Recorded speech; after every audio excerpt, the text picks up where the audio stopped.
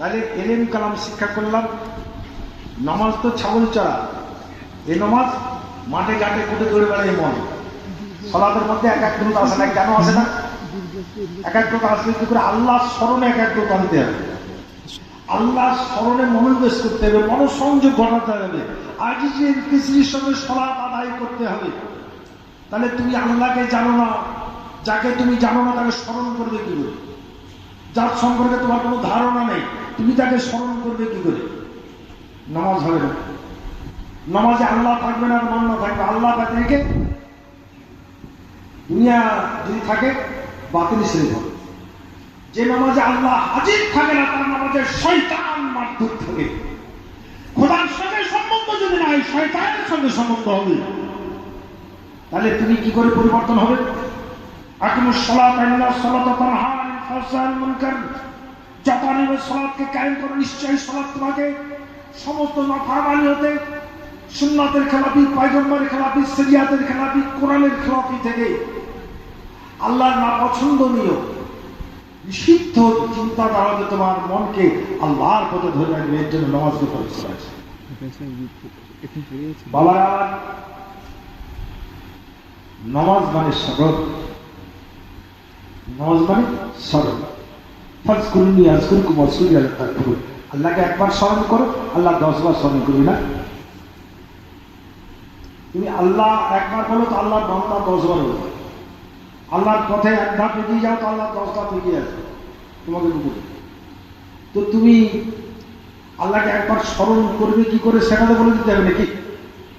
আমি অনেক জলসায় গিয়েছি, তো মৌলানা বলেন সুবহানাল্লাহ সুবহানাল্লাহ, আল্লাহকে একবার স্মরণ করো, আল্লাহকে 10 বার স্মরণ করবে। বলুন সুবহানাল্লাহ, আরো জোরে বলুন সুবহানাল্লাহ, আরো জোরে বলুন সুবহানাল্লাহ। মানুষ সুবহানাল্লাহ চিৎকার করছে, কিন্তু মৌলানা নিজেও জানে না আল্লাহকে কিভাবে স্মরণ করবে। আর সাধারণ মানুষ বুঝবে নামাজ মানে স্মরণ।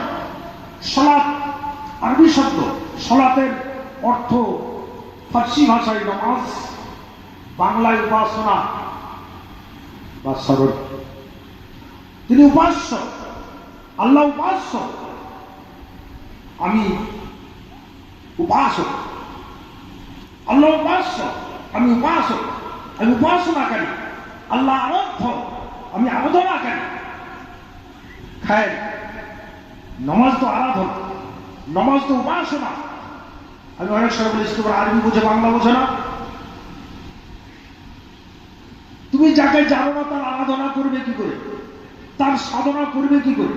তার স্মরণ করবে কি করে? তার উপাসনা কি করে হবে? সালাত কি করে কায়েম হবে? আর এই সালাত তোমাকে কি করে পাক করবে? বুঝে নাও। কোরআন বলল ফাজকুরনি আযকুরকুম ওয়াশকুরু লা তাকফুরুন। আল্লাহকে একবার স্মরণ করো, আল্লাহ 10 বার স্মরণ করবে। আল্লাহকে এইভাবে স্মরণ করো, আল্লাহকে স্মরণ করতে করতে করতে করতে যেন তোমার স্মরণ আল্লাহর স্মরণে পরিণত হয়, আর আল্লাহর স্মরণ যেন তোমার স্মরণে পরিণত হয়। অর্থাৎ স্মরণের মধ্যে একাকার হয়ে যাও।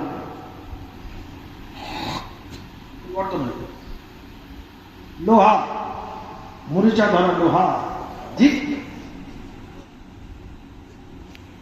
কর্ম অনুপযোগী লোহা, এখন দা তৈরি করার দরকার। তো সুতার মিস্ত্রির কাছে গেলে পারবে না, কাঠের মিস্ত্রি দা তৈরি করতে পারবে না, কর্মশালায় যেতে হবে।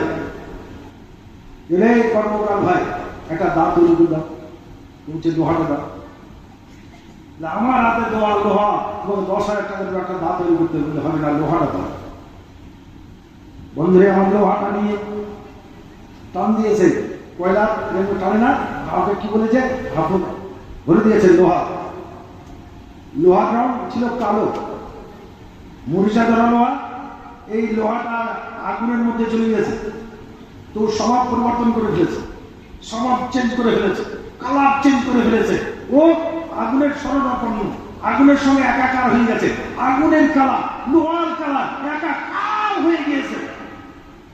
এখন ওই লোহার স্বভাব এমনই পরিবর্তন হয়েছে, লোহাটা কেটে যদি লোহায় হাত দাও, আগুনের হাত দিলে যা হবে, লোহাতে হাত দিলে তাই। বন্ধুরে আমার নামাজ হলে দেখুন, তুমি নামাজের ভিতরে মনোনিবেশ ঘটাও, আল্লাহর স্মরণে একাগ্রতা আনো, আল্লাহর স্মরণে তুমি একাকার হয়ে যাও। তোমার কালাম, তোমার কালাম, তোমার স্মরণ আল্লাহর স্মরণে পরিণত হয়ে যদি স্মরণে একাকার হয়ে যেতে পারো, নমাজ থেকে যখন বেরিয়ে আসবে মরিচা ধরা লোহা যেমন মরিচা ছুটে নতুন হয়ে যায়, তোমার দিল নতুন হয়ে যাবে। সুবহানাল্লাহ, সুবহানাল্লাহ। তাহলে এই নামাজের জন্য আল্লাহর ওলি দরকার। যে নামাজ খাজা আজমি শিক্ষা করলেন, যে নামাজ ইমাম গাজ্জালি রহমাতুল্লাহ, যে নামাজ আল্লাহ হযরত শিক্ষা করলেন, যে নামাজ আমার হযরত গৌসে কুলাহারি গৌসুল আজম খুলনবী রহমাতুল্লাহ যে নামাজ শিখলেন মুজাদ্দিদ আল ফিসানি রহমাতুল্লাহ না। আর তোমার নামাজ আমার নামাজ শয়তান আজাজিরের নামাজ, সারা দুনিয়ার নকশা মনের ভিতরে। জি, দুনিয়াকে হারিয়ে দাও, আল্লাহর সামনে হাজির হও। যখন আল্লাহর সামনে হাজির হবে দুনিয়ার নকশা মিটিয়ে দাও, দুনিয়ার চর্চা মিটে যাবে। দিল পাক করো, দিল পাক করো, তাহলে নমাজে গেলে একাগ্রতা আসবে। তোমার না পাক দিন, তোমার মিথ্যাবাদী দিন, তোমার হিংসুক দিন, তোমার বিদ্বেষী দিন, তোমার অহংকারী দিন, তোমার জটিল মন, তোমার কুটিল মন, তোমার বিদ্বেষী মন, তোমার অস্পৃশ্য মন, তোমার অসৎ মন, তোমার নোংরা মন, তোমার না পাক মন, এই মন নিয়ে তুমি আল্লাহর সামনে যাবে, লজ্জা লাগবে না? আল্লাহ তো তোমার দাড়ি টুপি পাগড়ি লম্বা জামা এসব কিছু দেখবেন না, আল্লাহ দেখবেন তোমার হৃদয়টা। তুমি যখন আল্লাহর সামনে যাবা, আল্লাহ তোমার হৃদয় দেখবে, তোমাকে লজ্জা লাগবে না? কেন? আল্লাহ রাসূল বলেছেন, আল্লাহ নবী বলেন, মানুষ যখন একটা মিথ্যা বলে কলের উপরে একটা দাগ পড়ে, কালো দাগ পড়ে। একাধিক মিথ্যা বলার পর হিংসা প্রবৃত্তি, বিদ্বেষ প্রবৃত্তি, গীবাত প্রবৃত্তি এসব চর্চা করার ফলে দাগ পড়ে পড়ে কলুষিত হয়ে গেছে। আগে হারকিন ছিল না, হারকিনের সলতা বাড়িয়ে দিলে হওয়া করে ধোঁয়া উঠতো, মুহূর্তের মধ্যে কাজ কলুষিত হয়ে যেত। এবার ওর ভিতরে যদি আলো জ্বলে আমি আলো দিতে পারি। বন্ধুরা আমার, মানুষের দিনে এখন কলুষিত হয়ে যায়, মানুষ পবিত্র হয়ে আসে। আমার পরিবেশ, আমার মা বাবার পরিবেশ, আমি মিথ্যা বলতে, আমি মিথ্যা বলতে শিখেছি। মা হিংসা প্রকৃতি চরিতার্থ করে, বিদ্বেষ প্রকৃতি অমিত প্রকৃতি, মা বাবার যে গুণ সেই চরিত্রে আমার মধ্যে চলে আসে। এটা আবার পরিবর্তন হবে কোথায়? এটাকে পরিষ্কার করে দেখিয়েছে এই যে কালী হযরত মুজাদ্দিদ আল ফিসানি রহমাতুল্লাহ, এটাই আল্লাহর ওলির কাজ। এই দিলকে আবার পরিষ্কার করে, পরিচ্ছন্ন করে, পরিশুদ্ধ করে, জ্যোতির্ময় করে, ইসমে জাত আল্লাহর জিকির জারি করে, জিকিরের নূর পয়দা করে দেওয়া, আইলে দিলওয়ালা তৈরি করা, খোদা বান্দা সম্পর্ক কায়েম করে দেওয়া, এটা আল্লাহর ওলির কাজ। তাহলে তুমি তাবিজ পড়া, তেল পড়া, বিক্রি করা এসব পীরের দ্বারা হবে না। আমলের করে আমল লিখে দিয়েছে, এর দ্বারা হবে না, কারণ এটা আমলের দ্বারা হবে না, কোনো দোয়া দরুদ আমলের দ্বারা হবে না। এটা সিনাই এলে, এটা সিনা বাই সিনা, এটা মোহাম্মদ কা মামলা, খুদাই মামলা। আমার হাসাতে গৌসে ওরারি গৌসে জামা খুনবী জামা বলতেন, এটা মোহাম্মদ কা মামলা, খুদাই মামলা, এর দুনিয়া ভি মামলা नहीं है। জি, ওলি সম্পর্কে সাধারণ মানুষের ধারণা থাকে না। কোরআন বলল, ইহদিনা সিরাতাল মুস্তাকিম সিরাতাল লাযিনা আন'আমতা আলাইহিম গায়রিল মাগদুবি আলাইহিম ওয়ালাদ-দাল্লিন। আল্লাহ, তুমি সোজা সরল পথ, পূর্ণ পবিত্র পথ আমাদের বিধান করো, ওই পথে চালিত করো যারা তোমার নৈকট্য তোমার হাসিল করেছে।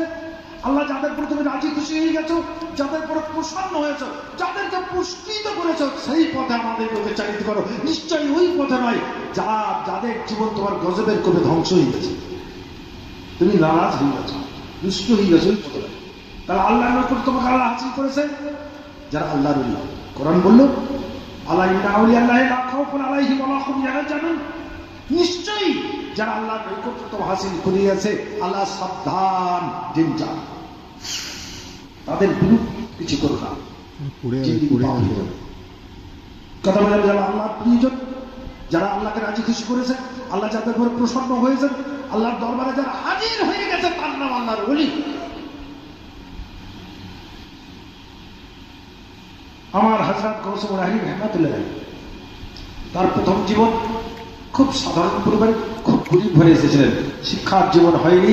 31 বছর বয়সে উনি উর্দু দোষী, এক ইলাহাবাদের একজন মৌলানা উত্তরপ্রদেশ থেকে গোবর্ধন ঢাকায় প্রাথমিক মাদ্রাসায় উর্দু দোষী তৈরি করেছিলেন। উনি বলতেন, আমার ওস্তাদ ছিলেন আল্লাহওয়ালা, আমি বুঝতে পারতাম। উনি তাহাজ্জুদ করতেন এবং রাকাত অনুসারে জিকির বিকির করতেন। উনি আল্লাহওয়ালা মানুষ, ওনার খেদমাত আমি করতাম। তো উনি আল্লাহর কাছে দোয়া করতেন তাহাজ্জুদ করে আমার জন্য।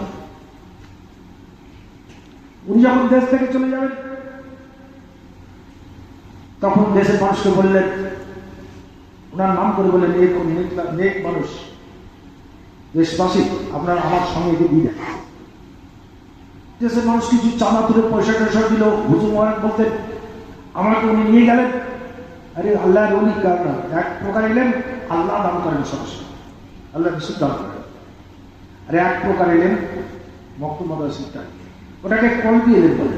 আল্লাহ ডাইরেক্ট কল, আল্লাহ যেটা চান তার মধ্যে কলবে দান, ওটা বের হয়ে যায়। ওটাও তখন ওটাই উনির বুকার আল্লাহর আওয়াজ, গুপ্তায় রু গুপ্তায় আল্লাহ আওয়াজ গাচ্ছে হাল তুমি আব্দুল আওয়াজ। আমার হযরত কাউসার রহমাতুল্লাহ সাথে যেতে গেলাম উত্তরপ্রদেশে, কি আমাদের জ্বর হয়ে গেল, মাদ্রাসায় ভর্তি হওয়া হলো না। আমি স্বপ্ন যোগে দর্শন করছি যে সেরে খোদা আলী করমুল্লাহ আমিরুল মুমিনিন খুলাফাতুল মুসলিমিন উনি জাহাজ চালিয়ে আনছেন। আর যে জাহাজের মুসলিম করে তাজদার মদিনা সরকার আলম সাল্লাল্লাহু আলাইহি সাল্লাম বসে আছেন এবং তার হাতে একটা বাঁশি আছে আল্লাহর নবীর। উনি এসে আমার মাথায় হাত দিয়ে আল্লাহর নবী বলছেন, আলিমুদ্দিন তোমাকে দুনিয়ার মাদ্রাসায় আর পড়তে হবে, এই না তোমাকে আমি এলেম দান করলাম। বাঁশিটা দিয়ে বললেন, তুমি বাঁশিতে ফুক লাগাও। উনি বলছেন, আমি বাঁশিতে ফুক লাগালাম, আওয়াজ হতে লাগলো লা ইলাহা ইল্লাল্লাহু মুহাম্মাদুর রাসূলুল্লাহ। এই আসমান জমিন সব লা ইলাহা ইল্লাল্লাহ জিকির শুরু হয়ে গেল বাঁশির আওয়াজ।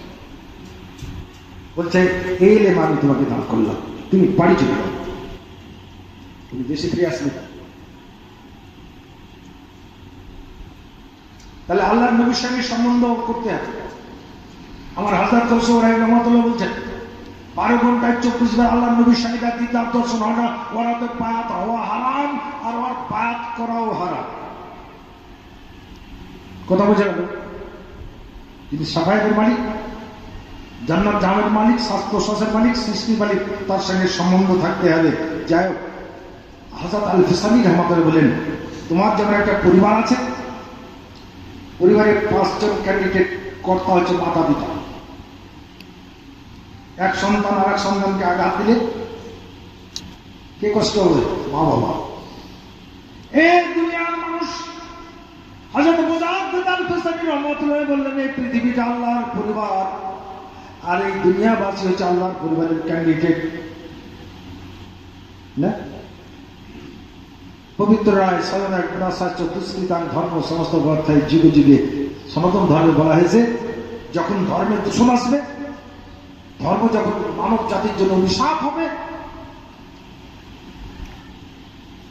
তখন অবতার আসবেন বা দূত আসবেন ধর্মের দূষণ দূর করে। মানুষের মধ্যে হিংসা বিদ্বেষ, মানুষ যখন হিংস্র জানোয়ারের মতো হয়ে হিংস্র প্রকৃতির চরিতার্থ করবে, মারামারি কাটাকাটি দাঙ্গা হাঙ্গায় লিপ্ত হবে, তখন দূত এসে শান্তির বাণী, সমন্বয়ের বাণী, সম্প্রীতির বাণী, বিশ্ব ভ্রাতৃত্বের বাণী প্রচার করবে। দয়ার নবী যে যুগে আসলেন সেই যুগ অন্ধকারের যুগ বলা হয়। মানুষের দ্বারা জাতপাতের নিপীড়িত, লাঞ্ছিত, অত্যাচারিত, বঞ্চিত, খুন, ধর্ষণ, রাজারি, লুটপাট, অন্ধকার জগৎ বলা আছে। সেই দিন দয়ার নবী আসলেন। জাতির জনক গান্ধীজি বলেন, পৃথিবীতে বহু অবতার এসেছে কিন্তু বিষয়কর পরিবর্তন আনতে কেউ পারে।